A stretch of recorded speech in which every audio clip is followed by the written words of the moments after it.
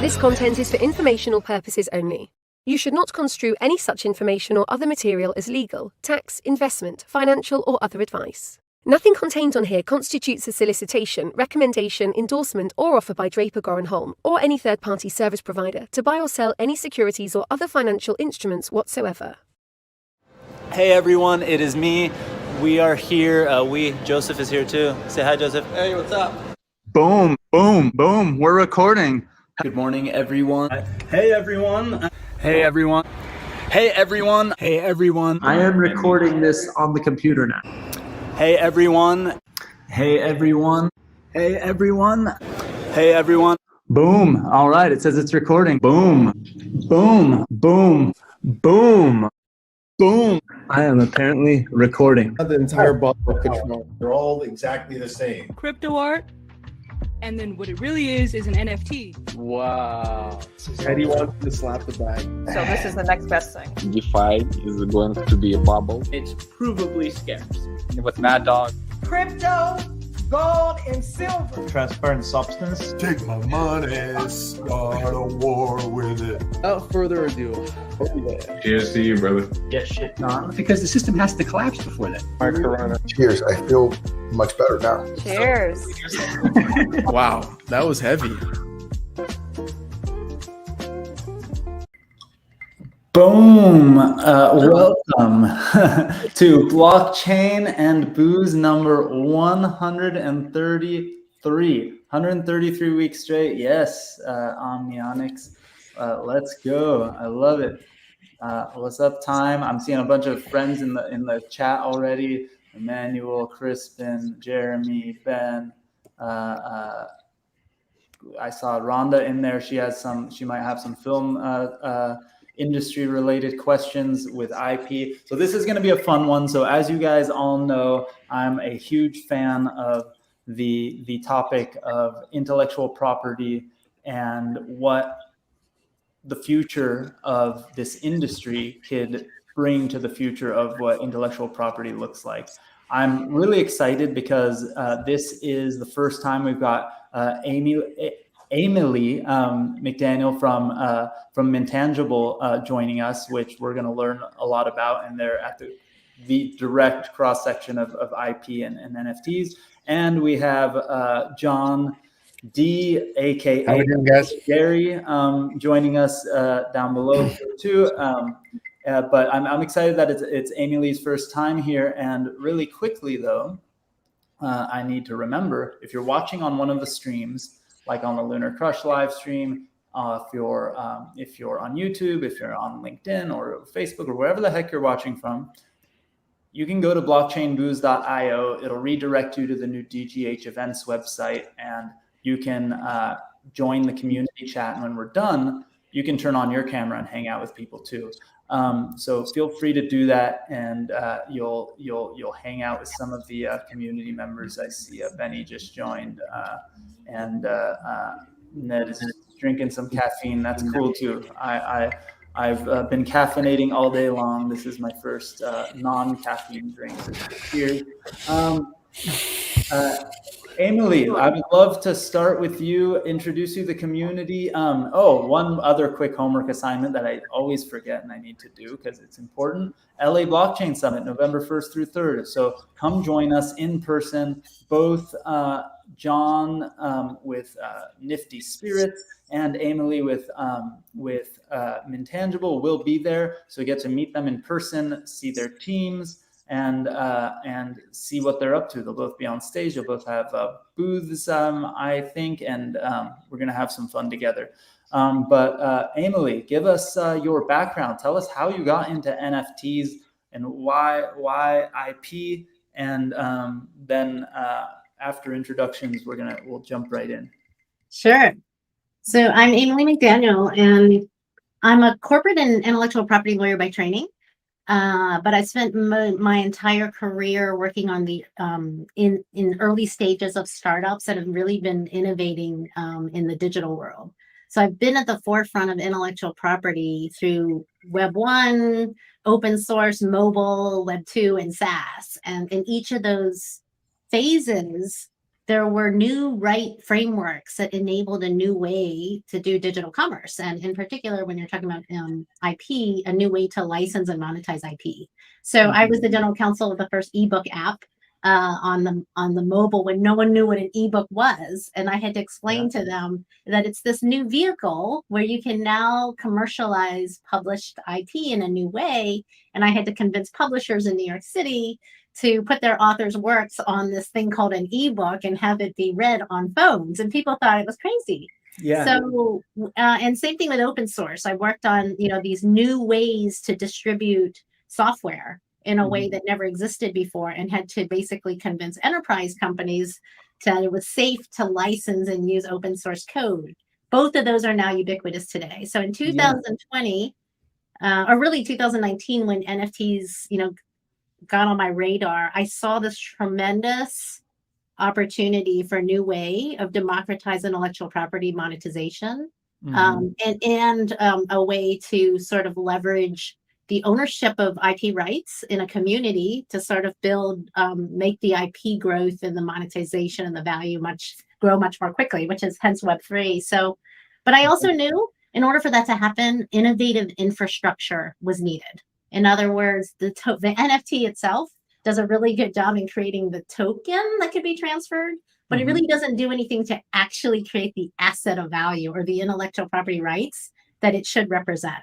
So I formed Intangible, and we've been really thinking about this, speaking to almost anyone and everyone we could talk to in the blockchain space, in legal innovation, in IP, the IP world, digital content world, identity verification, all the different things that need to really come together for an NFT to eventually be a scalable and sustainable asset that is able to hold intellectual property. So we've created this protocol. We hope it's going to be the rights protocol for all of Web3. And it basically binds and structures an IP rights structure to NFTs. And that will solve a lot of the problems we're all seeing in the market today. But even better, it basically will enable true democratized tokenized assets. And so that's kind of the background of how I got into it. I'm deep into it. I have a great team. We'll be at LA Blockchain Summit. Talk about how we can help brands and creators and companies and really participate and succeed in the space. What's interesting and really, really crazy about all of that is when you were talking about moving to ebooks and then you talk about open source, I had a kind of parallel experience with, I worked at IMDb, the Internet Movie Database, soon after working at MySpace, which is this whole other fun thing. But at IMDb, I worked for a group where you submitted your films to film festivals, and then you kind of applied to people are joking. We're gonna in the chat. I'm wearing my apes striped shirt today on purpose because I wear it all the time. And by the way, I totally didn't get these glasses because they match my ape also. But anyway, what was this interesting thing is even back, we're not talking that long ago. We're talking about, I was there maybe 2008 to 2010 or so, maybe even 2011. In 2010, the idea of a filmmaker putting their work of art on the internet for people to watch was like blasphemy. They were pissed and angry when a film festival switched to only taking digital copies of the movies, because to them, this is your life's work. This is high definition cinematography. This is high art, and you're taking it and you're pixelating it. Because even just 12 years ago, there wasn't really a great way to watch these things on the computer. The best way to watch it on a computer back then was to put a DVD in the drive of your computer and watch it, right? The idea that our computers even have drives anymore is just kind of funny, right? So you think about this and you think about how far we've gone. It's wild. And both of your examples of bringing books online, I guarantee you that the purists of the time thought, you can't take my work of art and put it in a phone. It needs to be held. It needs to have you have to smell the pages, and it has to be like a certain, there's a whole I thing. heard that every day. Yeah, I mean, and then same with open source. You know how long it took people to understand certain things. You know, there was two sides of it too, but like the distribution of software and having people contribute, and do these things. Groups like Microsoft and different groups really fought against it for so long until they realized how valuable it was to their ecosystem. Yeah. And I think 90% of the software license now by enterprise is open sourced, or open source software, or close to that, like in the high 80s. So the ubiquity came so fast because well, that's the thing too with each cycle with technology, right? We all using the internet was this slow, weird process, and emails was a weird thing until it came into the workplace, and then we all used emails, and then it started happening, and each time selling books on the internet, like just getting past that mental hurdle of putting your credit card on a website and having it sent to your house, and then all of a sudden it goes from books to movies to everything else, to now when we do these cycles, they just happen so much faster, right? And it's really interesting. John, we went straight from intros to me going on a tangent. Say hi. Hey guys, how's everyone doing? Who doesn't know you yet? I think everyone in here knows me. No, I'm just kidding. John Dorfman. We produce world-class vodka up in the Sierra foothills. We have another blockchain project, basically building and curating toolkits, tools to help consumer packaged goods bridge, Web3 and blockchain technology, kind of make that available. And I think, I'm super just actually kind of a little loss of words because I'm really excited about what Amyli is building. I think IP is huge. The way we're looking at IP is more in like kind of what Bored Ape Yacht Club did, what Yuga Labs has done, which is what I commonly reference in discussing some of the value propositions of blockchain is the new kind of captures for intellectual property. And Bored Ape Yacht Club is a community I'm second most fond of in the Web3 space after blockchain and booze, of course. There's Sailor Gary. Oh, but, okay, keep going. Yeah, no, I was just going to say, realistically, why Bored Ape Yacht Club, assets are what they are today and as valuable as they are today is they've come up with a new trick that was a light bulb moment for the entire ecosystem, where they said, in the user agreement, what we're doing is giving the end users the commercial and intellectual property rights over these images. And it was really a new way to build a brand that nobody had thought of and considered. And the most important side of kind of art and expression in this digital age is it often isn't just one side of the contract. It isn't the end user agreement alone that makes it. It's the ability to, have executable code and appended ledgers, but also have, community building tools now being bridged for the first time. And so, definitely. And it isn't, the art is great. And, the founders are great of Bored Ape Yacht Club, but what makes it valuable is that layer of innovation. And that idea itself is open source. Everybody can now go, repeat, this for their project, their community bridge or build, and kind of weigh the value proposition of that depending on what they're building. And so, I think brands are going to be building in new ways, leveraging community members, IP holders. And I think that's what makes something like Yuga Labs, the biggest threat and challenge to both Disney and Meta at the same time, That's a big statement, but I think it's actually really, really interesting and something we need to think about. But what's interesting is I think that some of those groups, here's the crazy thing in the research that I've done on intellectual property and all that stuff. I wish that I had the midpoint data that they had shared with me because it was if you go to the pie chart of, I don't know, $200 billion, I'm making up a number, but it's, hold on. Wait. How do I do that? Oh, dang it. I was trying to see if I can make it bigger. When you show us that bottle, by the way, really quick. I don't know where that What was that? Little intellectual property.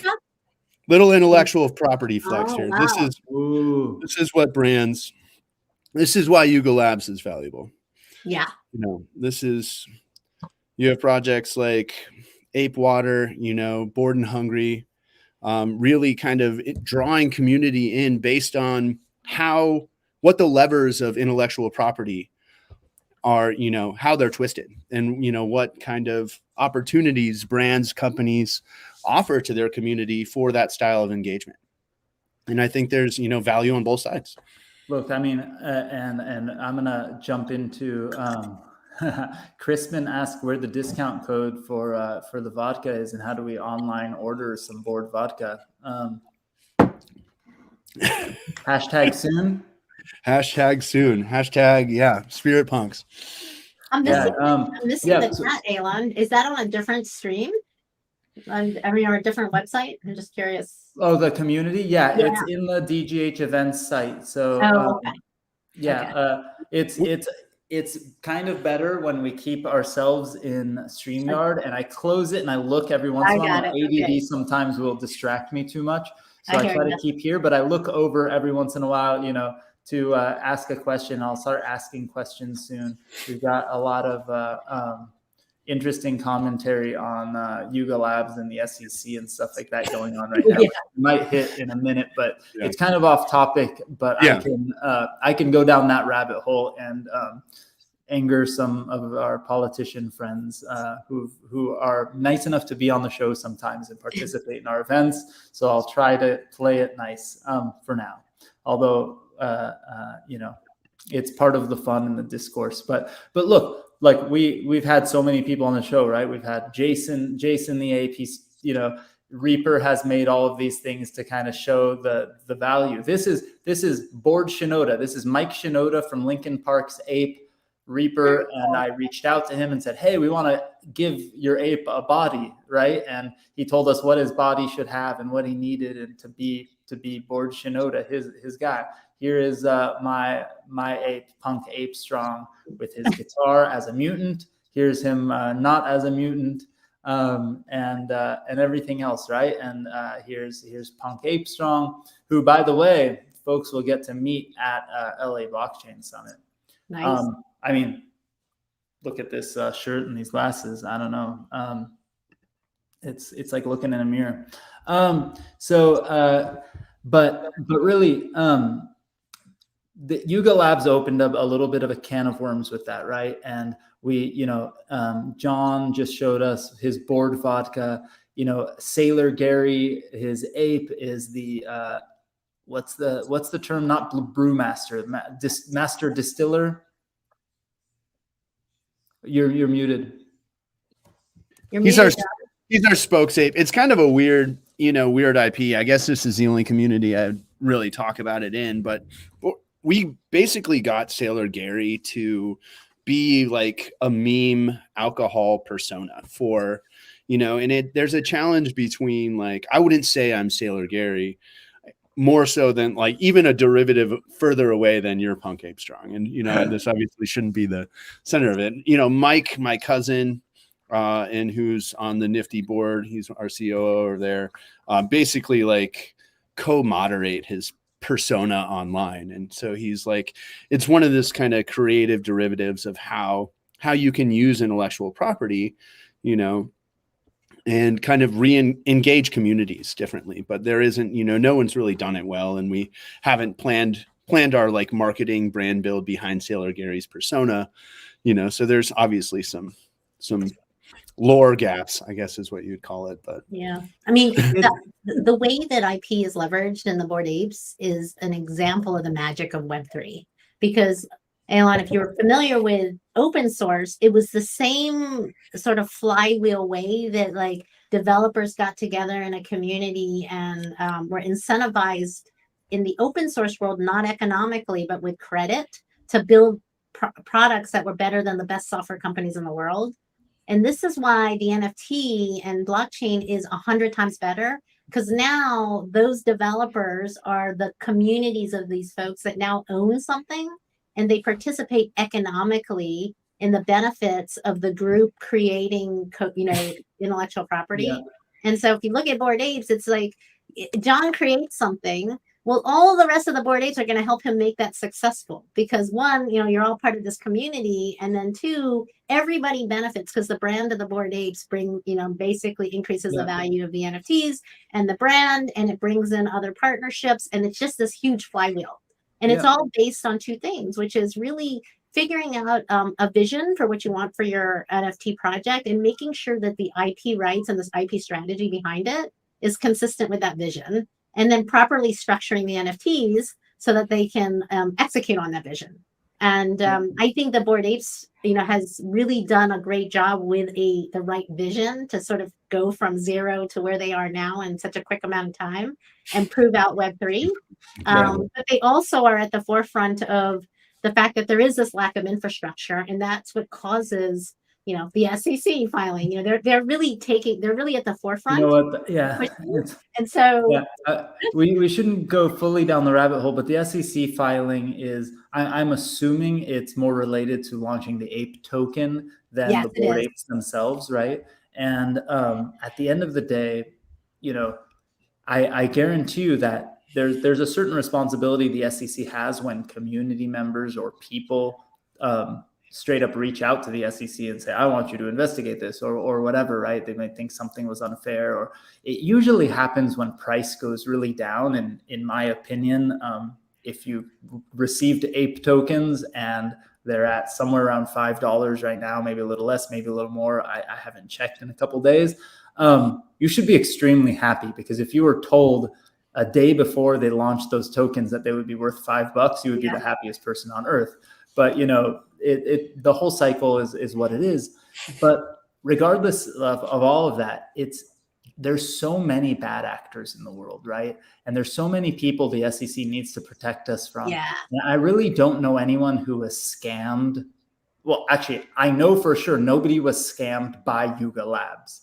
There were other things going on, and maybe you don't agree with certain things if you are, but it's ridiculous, right? The same day that the SEC did the announcement with Kim Kardashian, they fined a bank a few $100 million for basically defrauding their customers in the billions of dollars range.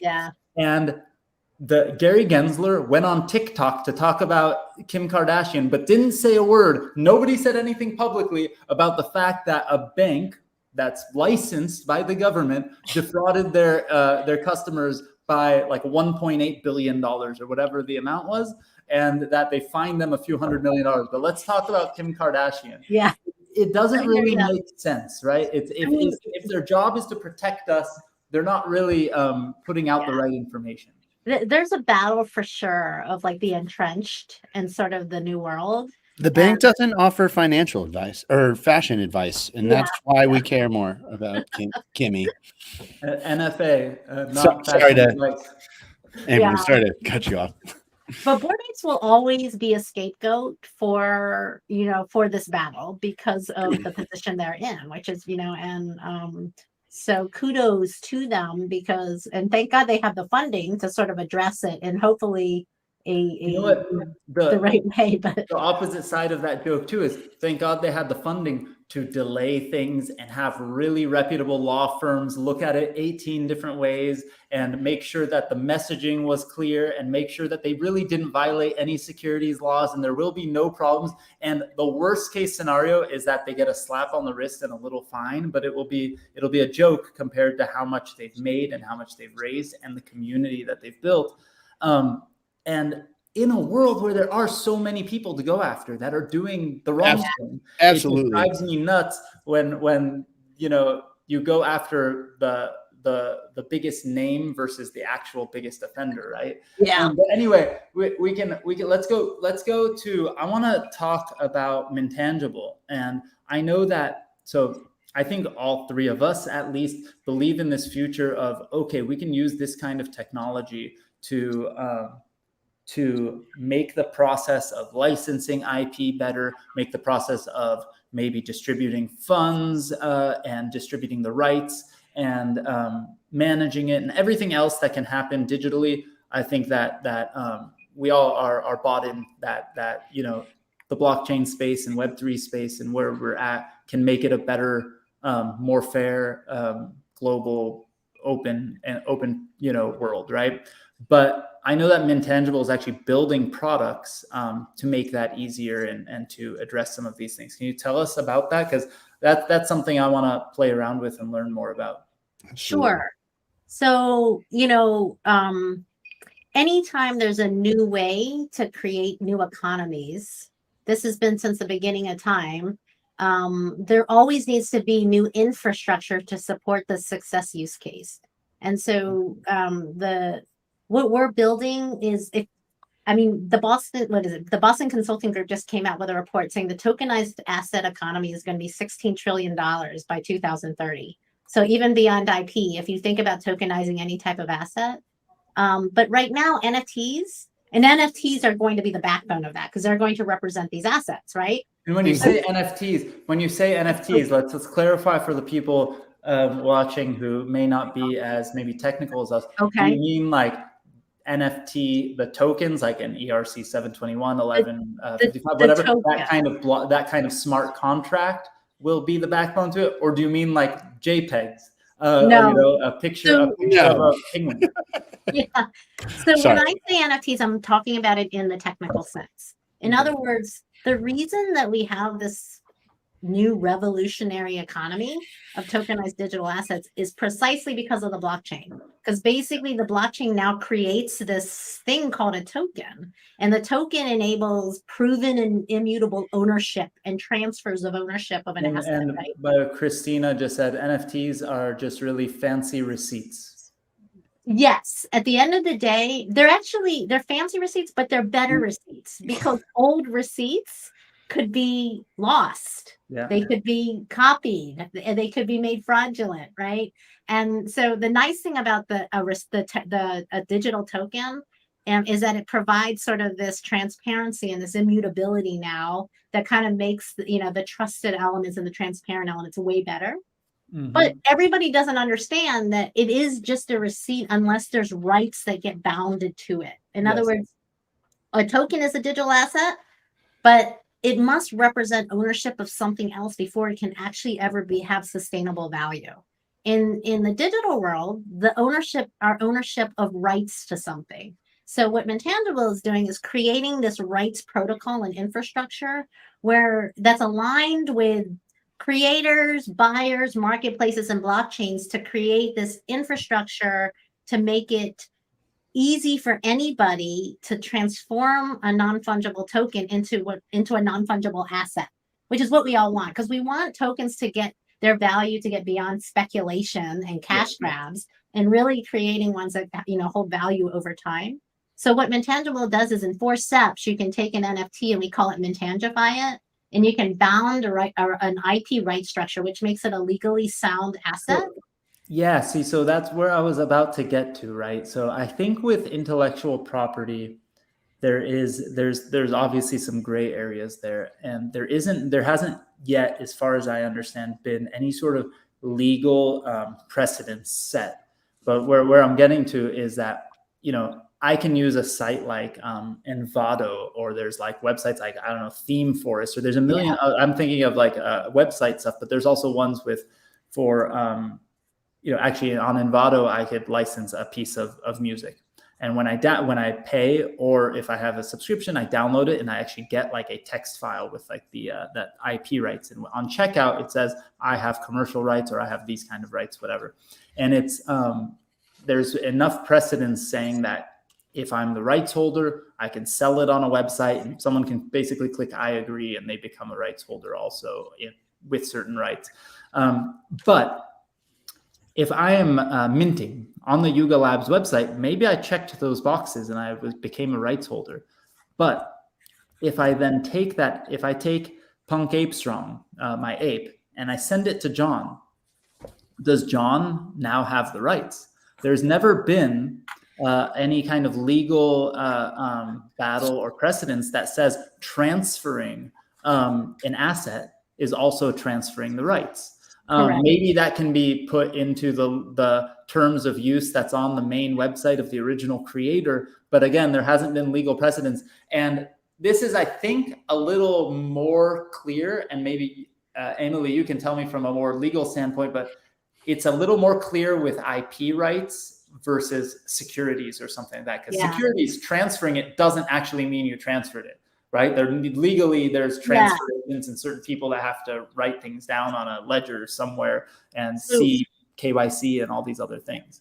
So I've probably spoken to maybe every attorney in the world, or I would say in Europe and North America, and maybe in Australia as part of this journey. And the general consensus is that having website terms that aren't bound to the NFT itself basically is legally not enforceable. And it totally makes sense because let's just say, and this is controversial. And website charms? Website charms? Terms. Sorry. Terms. Oh, terms. Terms. Yeah. So basically in Web 2, you basically created licensing rights using website terms. But everything that was licensed started off with that on that website, right? And an NFT is its own separate asset that gets bought and sold, not with the original IP owner being parts of those transactions and in places other than the original IP owner's website. And so because of that, if having website terms that relates to that grants licenses to NFTs that are somewhere else, not legally enforceable at all. I mean, and under the traditional legal and under traditional copyright laws.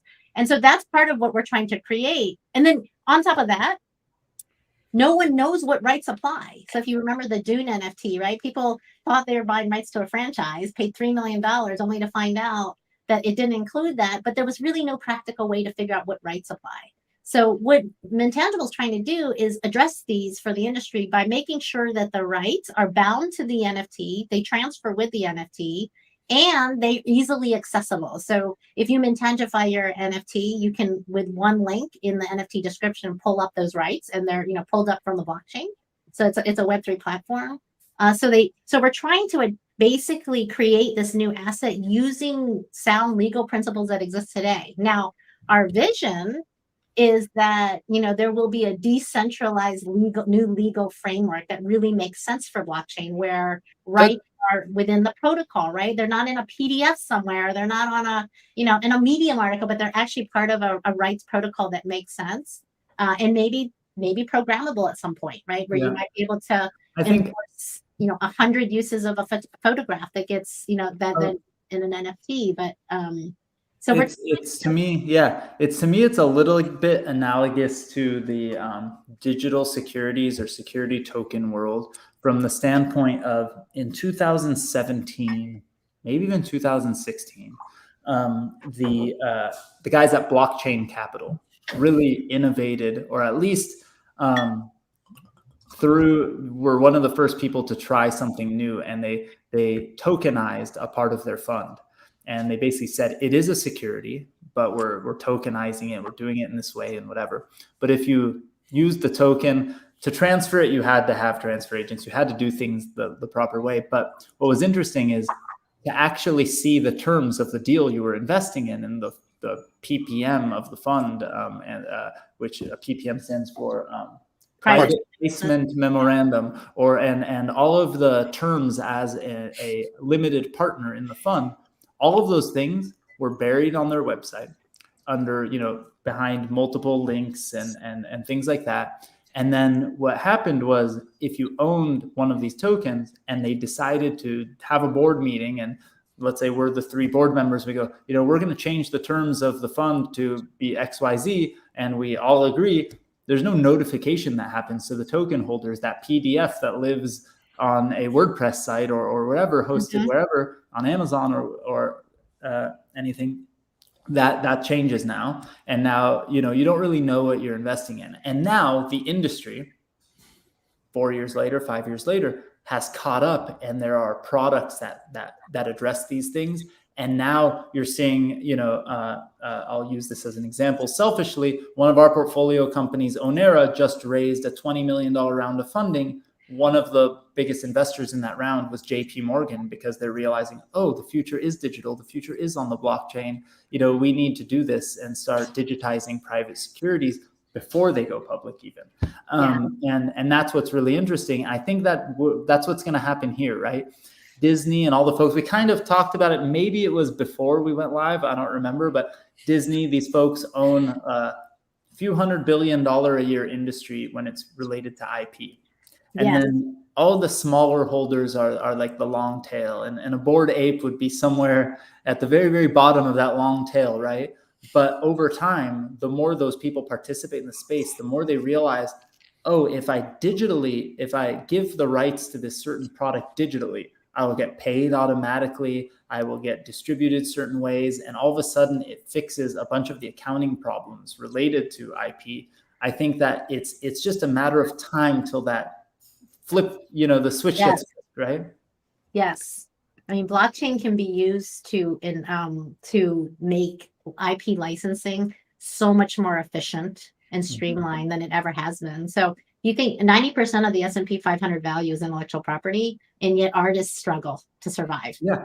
Because it's so expensive to do and time consuming to do licensing deals. It's also not just, but it's also an industry that understands that it's so impossible to track. They take advantage of artists. So from the film industry side, there's all these stories of, these super successful films and these filmmakers who were supposed to get paid, 10% of profits. And then creative accounting goes, what do you mean profits? We lost money on the biggest blockbuster hit of the year.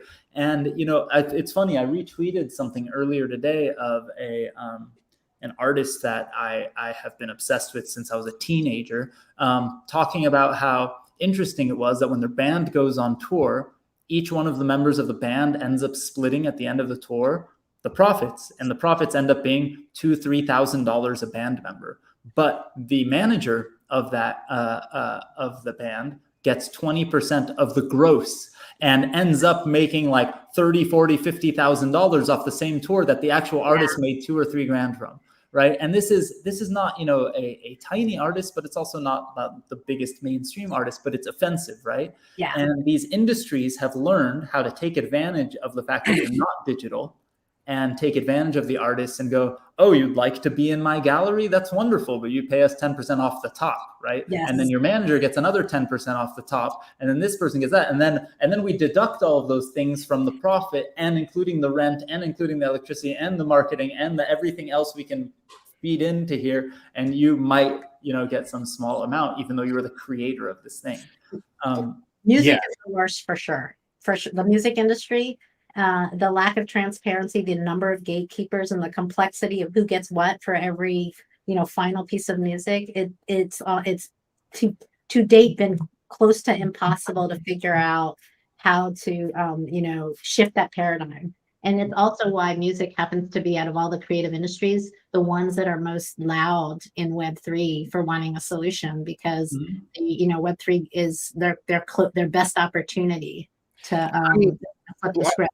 Blockchain presents immutability, it presents transparency, and I contest the receipt analogy of NFTs because it provides execution. You have executable code that you're able to embed into how you append information to this ledger. That happens passively. It happens by default. And I think that's automatically, yeah. And I think when you look at NFTs, or you look, it's the best use case to explain the practicality of blockchain technology, which is why you have a bunch of big, real industries starting to flow into this space, because having tried to explain the notion of value of blockchain outside of a financial construct to people over the last decade, it was challenging. And now I can say, if I could append driver's licenses to the blockchain and make them untransferable and give a bouncer my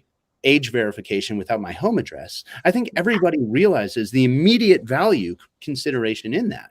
I think the challenge in IP, which is a really important both challenge and kind of technological mandate is that because we don't have a global infrastructure and we don't have global jurisdiction, that has to be laid out effectively. And because there's so much value proposition flowing into the tokenizable space, I think it forces more pressure on that. So you have the IP, and then you have how it's played out. If you're in Singapore and you own a Bored Ape, you don't care if you got ApeCoin or not. You don't need, or maybe not Singapore. I don't know Singapore tax jurisdiction, so maybe that was a bad example. But the idea is, if companies are set up in different jurisdictions, there are different rules that apply to how you look at executable code, how you gather participants or investors, what types of distributions you're allowed to make, via that, what the user agreements should be. And I think what blockchain does, because it will basically consume, if you can provide the infrastructure of knowable transparency and you can provide the infrastructure of knowable immutability, you're market maker can't go back and make fake tickets or fake orders or fake options. The SEC can go in and audit places in 10 years from now, given the infrastructure. And I think that's what instant auditing, right? I'm not saying. I'm not gonna the really great thing about IP, and this is probably the reason, is that if you are creating an NFT to grant license rights, right? So John, you're buying, you might be buying your Bored Ape as an investment, but you're also getting license rights. You're getting the right to commercialize the intellectual property. That escapes the Howey test and avoids securities. And that's also one of the reasons I started off with IP, because our rights protocol will include rights to membership, ticketing events, rights to physical merchandise, soon real estate. But we're not going to go into the world where the NFT becomes more of a security. But if you're creating an NFT to license intellectual property, it's pretty clear that avoids the security, because you're basically granting license rights to the owner that they can use with their own efforts to generate value, versus an investment contract. You're literally buying, and relying on the big difference is you're not buying the ape and then Yuga Labs is saying, because you own the ape, we're going to start distributing funds from you because of the work that we're doing, or because buying apes is a good investment. They've never said that before. But what they say is that you have the intellectual property rights, and it's like selling you a shovel at Home Depot and then you using that shovel to get paid to dig ditches for your neighbor, right? Now what's going to happen though is the fractionalization of that. That is a security. Is okay, but as soon as they start fractionalizing it and selling off the fractional interest, that starts to bring in securities. Yeah, then that's an interesting thing. People don't kind of, I went through this process early in my startup career because I wanted to build crowdfunding sites, not like Kickstarter, not like fundraising sites for charities. But my original idea when I was doing this, and I was working at MySpace at the time, my idea was I want to use social media to raise money from my neighbors for businesses, because I grew up in a shop that rebuilt auto parts. My parents are immigrants. We rebuilt auto parts. That's the shop we had, and I grew up in the back of it. And I thought, wouldn't it be nice if my dad could go to his customers or our family members and go, you know what, let's all pitch in a few $1,000. We'll open up another location together, right? And we'll expand the business. And I built a site to allow people to do that. And the first week we had the site up, I had all these lawyers and friends and people reach out to me saying, you're breaking the law. And I was like, who gives a crap? That doesn't make sense. That's un-American. They're like, no. Securities law means like jail time. Like it's real. And I was like, no way. This is the most to me as a young person, it was like the most un-American idea in the world, right? Like the whole idea of my parents coming to this country and everyone that I know's parents coming to this country was, we come here, if you work hard, your community comes together, you do something, right? And then you learn the real truth, right? And then I think that's a harsh reality some people in our industry are finding, and the lack of transparency, the SEC's games they're playing with some of these things are actually, it's so funny. I joke about this sometimes, but I was a punk rocker growing up. I'm all obsessed with all of these things, right? and we would say things all the time, like, if this person gets elected, I'm moving to Canada, or people would say all this silly stuff when you're growing up, or, and you see it, we've seen it our whole life, but only in the last few years have I felt like the world finally got sort of small enough. It became easy enough. And I think partly our industry has made it so that people are actually leaving. Like, people are looking at this and going, you know what? I could go to Dubai. I could go to Singapore. I could go to Thailand. I could go anywhere where there is a guideline, and we can do this. So going back to the IP discussion, right? I did want to hear more about Mintangible. So you kind of said that the rights can be tied to an NFT sort of by default or from the beginning. Are you talking about minting an NFT from scratch, or are you talking about, can I attach a contract to my Bored Ape and wrap it or something? So what are you talking about, and how does that work? Is it a link to a file on IPFS in the metadata? What is it exactly? So it's our solution applies to both new NFTs being minted and to existing NFTs.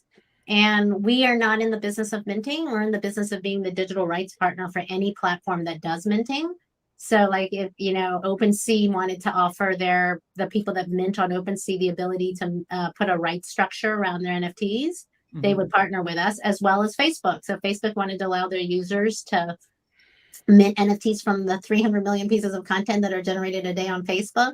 They would want someone like us to make their users choose what licenses that NFT they're minting on Facebook has, because without it, they're going to be like crazed with disputes, right? Yeah. So the way Mintangible works is it's 4 simple steps. You pretty much, we're blockchain agnostic. So you sign onto your wallet. You basically choose a license, and we have a Mintangible library that brings in open source licenses for common use cases. So from the collectible license to the CCO, we're going to support all the A16Z Can't Be Evil licenses. We've got the Dapper Labs license, and we've got a lot of. You guys have some standardized licenses you've created. I know that. Yeah, we're working with industry as well. So like, we're going to come out with common use cases for music, for gaming, for publishing, and we have the collectibles now, which are for the artists that want to do limited collectibles. And we're also inviting really smart lawyers and others to publish them if they want to sort of build a brand in the space. Or you can upload your own license, because many of the people that resonate with our solution are the big brands, and they know they want to protect their IP in a much stronger way, right? And so they have lawyers or in-house teams. So you can also upload your license, and we can work with your lawyer right now to actually map it to our protocol.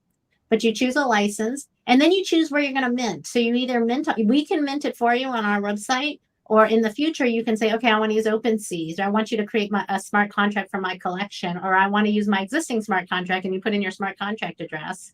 We do require the wallet to verify with one source of identity, because the provenance and the true owner of the wallet is really, and this is to help fend off imposters. So we make the wallet at least identify with a verified Twitter account, but it could be a domain, or it could be as high as KYC in the future. And then when you say that, you mean the wallet of the creator of the contract? Wallet of the creator that is also making a declaration that they are the owner of the IP, or they have the authority to grant the license. So take a Dapper Labs gets the authority of NBA Top Shots to create their NFTs for them. So between the license, the declaration that you're the owner, the grant of the license, and then Mintangify, what it does at that point is it basically binds that whole IP structure. So licensor, the licensee is the NFT owner, the creative work, we actually algorithmically fingerprint and watermark the work. So in the future, the artist can see how it's being used across the internet and other blockchains for 2 purposes. One, to monitor what rights they give, and 2, to detect theft, right, and copy infringement. And the end result is an NFT that has in the smart contract of the minting of the smart contract has a rights URI now that calls our protocol and lists out. Basically lists out the IP structure in a JSON. So it basically, it's probably easier to show, but it basically creates an entire rights structure accessible from the NFT And we have what's called a rights registry, where you can also see sort of a user-friendly front end of the different components, who the licensor is, how they're verified, that license terms have been certified, bound to it, and what you can actually pull up the actual license. You can see the registered work and the NFT, and we trace it. We trace the rights as the NFT evolves. So it's easier probably to see than do. But if you look at a Moonbirds NFT today, there are no rights attached to that NFT whatsoever, to the NFT asset at all. Right? And hence, they can get away with telling everybody you own the IP on their website, and saying you have exclusive rights to it, and then changing it to a public domain. We're trying to basically create a scenario where the creator gets to choose, but they have to also make sure the buyers know exactly what rights they're it's really interesting, because so many projects, like we've had Mr. Suit on, and we've talked about the Midpoint crew here, who was working at one point on a sort of IP marketplace. And what's crazy is so many of these groups, even that say they're giving you IP rights, if you look at the terms they actually have on their website, it's still not very clear. So it's really important to create that's why I asked if you're creating some standardized contracts, because I think that the industry needs that. Because, okay, if you're starting a legit company and you're multiple people who have raised money and now you're launching a campaign, and okay, that's one thing. But if, let's say, John and I are friends and we meet up one night, we're going to put together an NFT project where we create our own art and we do our own thing, and then we sell it and it takes off and it's really fun. It's this cool kind of community thing. If we don't have a standardized contract to connect to, then we're sort of flying by the seat of our pants. And at the end of the day, that's kind of what most artists do when they originally put something out there. It's like, I think that, talk about musicians, right? Like after they put out an album, they'll be like, wait, who wrote the song? Like legally, and how does that work? And who owns it and what owns it? And they only have to have that conversation if something happens. And that's, I think, a lot of and now I would even go one step further. So we want some standardized contracts, but we really want those contracts to map to an actual blockchain protocol. So we want the rights. So if there's commercial rights, that should be modularized. If you have derivative rights, it should be modularized. On chain and on chain, yeah. So our whole model eventually, we map out all the open source contracts, or the contracts that we support, to a protocol that is on chain. And this is the future. Well, hopefully, eventually, that becomes the definitive decision. The definitive. The new Web3 way. And you can actually program. I mean, what John was saying, smart contracts are going to evolve in terms of their programming capabilities. So a lot of intellectual property, just think about all the music. Like if we can basically have dynamic licensing being able to be created, and a smart contract to facilitate that transaction, and then have the programmable kind of keep tabs of, say you want to commercialize, you want to allow commercialization on Etsy. Right. So now you can see on Etsy every time that creative work has been used, and say, it's up to $100,000, which the Dapper Labs contract says.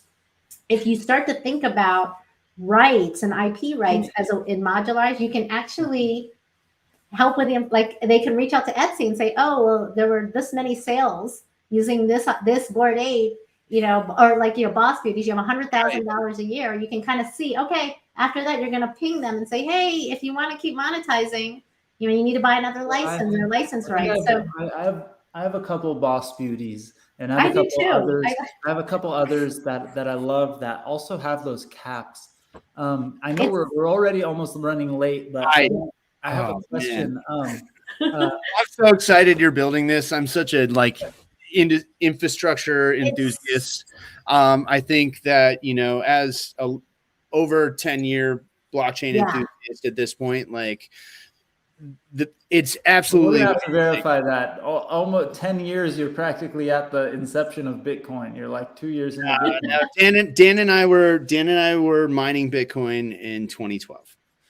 So, and we used amortized. Wait a second. Now that I'm thinking about it, you're right. We did our first mining in 2013, so it's almost 10 years. 10 years. You know what's interesting, just by the way, I'm sorry to interrupt. The first time that the word blockchain was used in a paper, blockchain in a higher education paper, because it was the only way to kind of verify, was not till 2015. So isn't that crazy to think that the industry was called the Bitcoin industry until then? Nobody used the word blockchain. Seriously? Kind of funny. Wow. First time it was used in an educational, like a higher education white paper sort of situation was not till 2015. It was really interesting. I became an investor in 2017, and you know what happened then. But the nice thing is I've been through the cycle, so now if you were were insane enough to hold through, and smart enough. Dan and I made the massive mistake of becoming miners instead of investors. And, that was the problem. We're invested in the hard side. Anyways, I just said blockchain was invented in the 50s, guys. Ask Lincoln. But wait, really quickly, Amyli, the cap, like the 100K cap, and these projects that say you can commercialize it up to a certain dollar amount.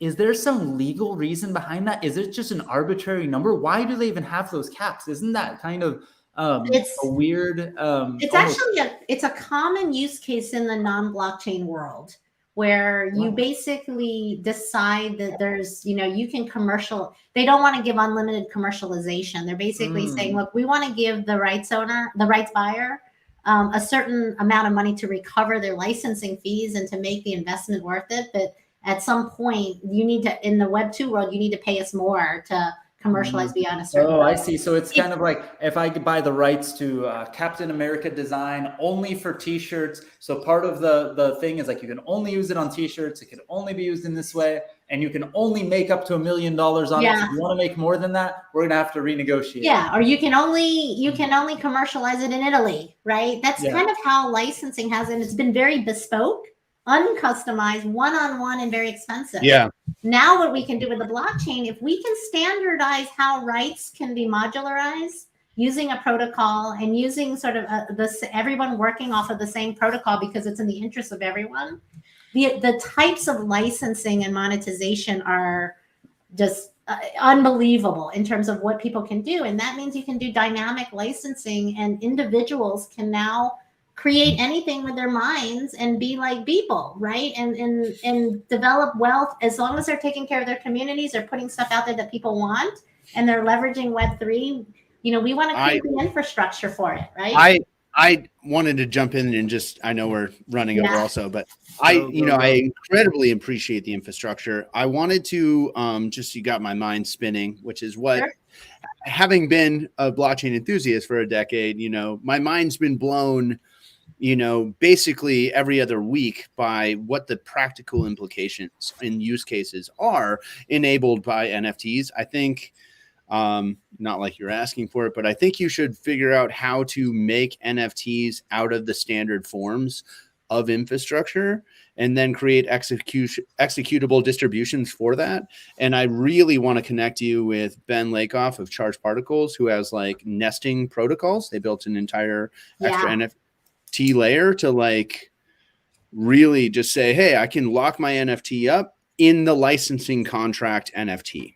And really, I should be transferring the Bored Ape or whatever with all the licensing agreements, all the royalty distributions, and have that on-chain, transparent, and automatic. If you throw this image of Punk Ape Strong on a bottle of whiskey that happens to be called Ape Strong Whiskey, he is you sell 1,000 bottles of Ape Strong whiskey and you promise to distribute $3 per bottle to my wallet. It all should just happen programmatically, right? There's no reason not to. Two sides, execution. You know what's crazy?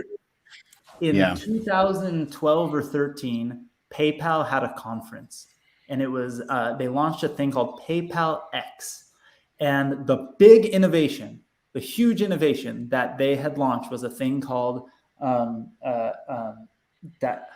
Now I'm forgetting. It was like dynamic payments or something like that, distributed payments. And it was the ability for John to charge me $100 and for John to say $3 of that 100 is going to Amyli and $1 of that 100 is going to Alon. And up until that point, that was not possible. Literally. So when I had a online investment website, we had to have an escrow bank account that would take the full $100. And then us as agents of that escrow account would have to send $3 to Amyli and send $1 to Alon, and we could distribute the funds. And that distributive payment, these split dynamic payment, was it dynamic? I'm gonna remember the word the second we go offline.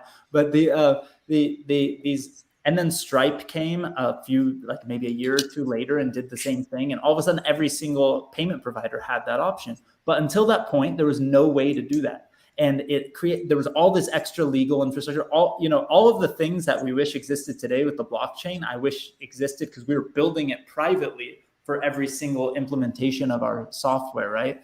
And that's where it's going to get so extremely interesting. And again, it's not going to be just, it's not going to be a cartoon ape. It's going to be music distribution. There's going to be there's so much other licensing categories out there that Mintangible and others will be able to For power. sure. And the co-creative, I mean, people want to create Harry Potter, with communities, like the amount of it is absolutely true, John, that there are going to be major media brands that are born out of Web3 because of the psychological, in alignment of incentives with humans. When you kind of put those communities together, you leverage NFTs in the right way.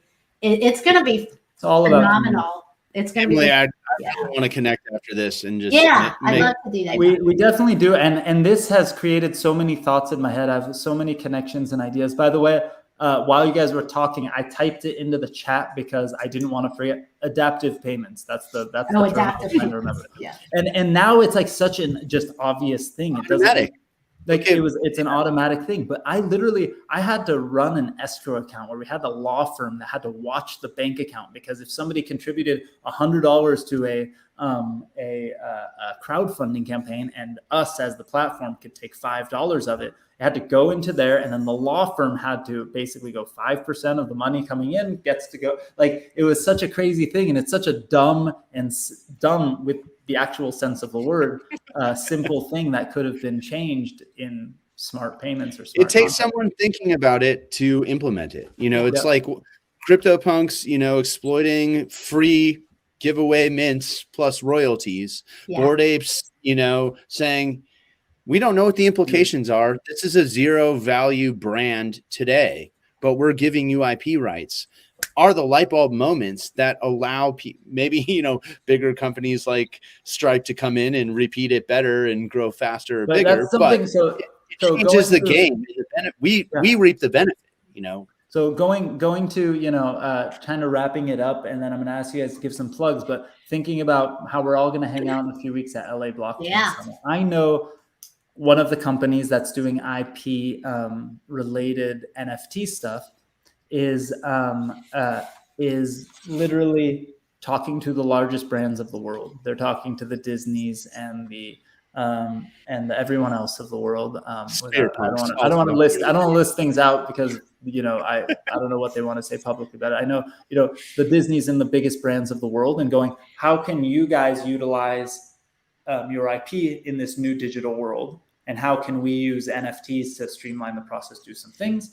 And then there's Amyli and Mintangible talking about how we can create things, how the big brands can create things and start doing things in the right way.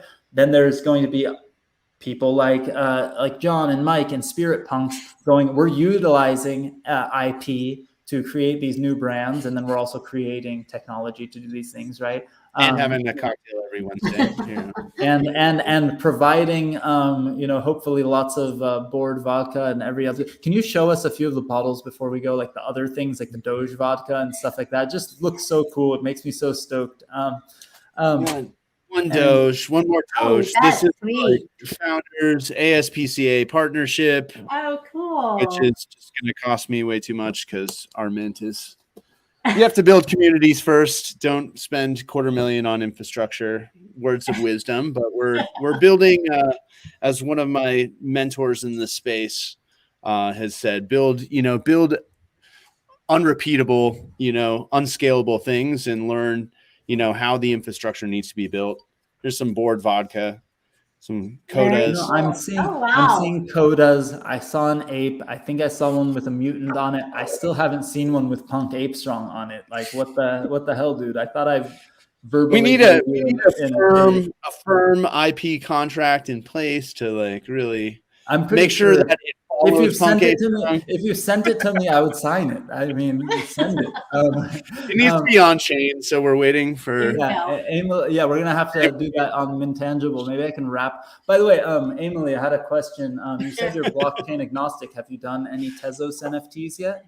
So when we say our declaration is blockchain agnostic, but we are coming to market. So we beta launched at NFT NYC, and we pilot launched a few ones, and I hopefully for LA Blockchain Summit we will be going live launch or somewhere close to that. If not, it might have to be the next conference. But that's what I'm trying to get my feet to. But Tezos, so we're coming up. We support Ethereum and Polygon NFTs. Tezos is next, as well as based on the feedback we've gotten, we're going to do Tezos and all the layer 2s on Ethereum, like Immutable X, as well as